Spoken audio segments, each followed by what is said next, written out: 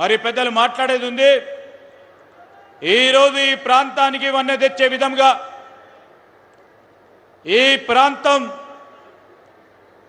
ఒక అధునాతనమైన అంగుళాలలో ఒక ప్రఖ్యాతిగాంచిన నగరంగా రాబోయే తరాలు చూడాలని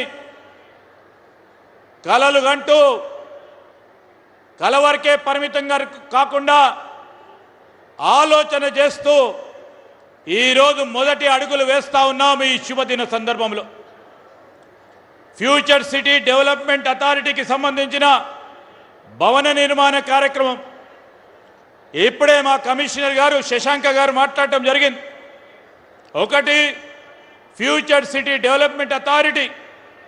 ఈ అథారిటీకి సంబంధించి అనేక గ్రామాలు అనేక ఈ మున్సిపల్ పరిధిలో ఉన్న ప్రాంతాలన్నిటిని కూడా ఒక అడ్మినిస్ట్రేటివ్ యూనిట్గా రాబోయే కాలంలో ఈ ప్రాంతాలన్నిటికీ సంబంధించి ఆ ప్రాంత వాసుల జీవన శైలిలో మెరుగుతనం తీసుకోవాలి, నాణ్యతను పెంచాలి, మౌలిక సదుపాయాలు పెద్ద ఎత్తున తీసుకెళ్ళాలి.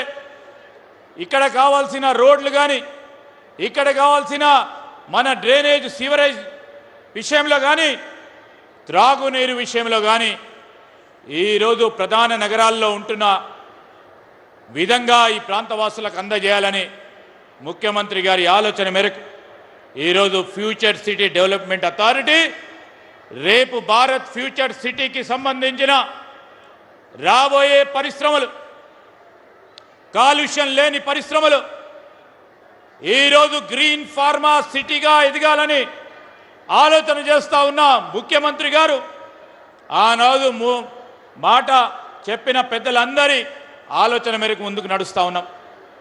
ఈరోజు ఈ ప్రాంతం ఈ విధంగా డెవలప్ చేయాలని ఈ ప్రాంతాలకు సంబంధించిన ఈ గ్రామాలకు సంబంధించిన మా అక్కలు చెల్లెలు అన్నలు తమ్ములందరూ కూడా మీరందరూ కూడా త్యాగం చేసి త్యాగానికి ఆనాటి ప్రభుత్వం సరి అయిన విధానంలో నష్టపరిహారం ఇయ్యలేదు.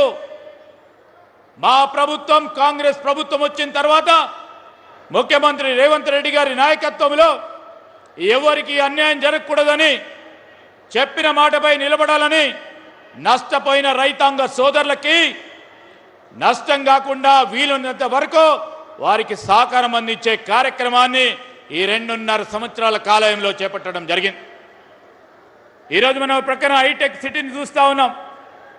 రాబోయే తరాలు ఈరోజు హైదరాబాదు, సికింద్రాబాదు, హైటెక్ సైబరాబాదు రేపు ముందు తరాలు ఆలోచన చేసి చెప్పాల్సిన అవసరం భారత్ ఫ్యూచర్ సిటీ గురించి చెప్పాలి అని ఆలోచనతోనే ముందుకెళ్తా ఉన్నాం. మీ అందరి ఆశీర్వాదం కోరుతూ ఈరోజు పారదర్శకంగానే ఇక్కడ యంత్రాంగం కానీ రేపు రాబోయే కాలంలో కాలుష్యం లేని పరిశ్రమలు కానీ నెట్ జీరో సిటీగా అంటే కాలుష్యం అతి తక్కువగా కాలుష్యం లేని ఈ ప్రాంతంగా నెలకొల్పాలని ఆలోచన చేస్తూ ఉన్న ముఖ్యమంత్రి గారి ఆలోచన మా ప్రభుత్వ ఆలోచనకి మీరందరూ కూడా హృదయపూర్వకంగా మరి ఆశీస్సులు పలకాలని మా అక్కలను చెల్లెలను అన్నలను తమ్ముళ్ళందరినీ కూడా కోరుకుంటూ సెలవు తీసుకుంటా ఉన్నాం. జై హింద్, జై తెలంగాణ.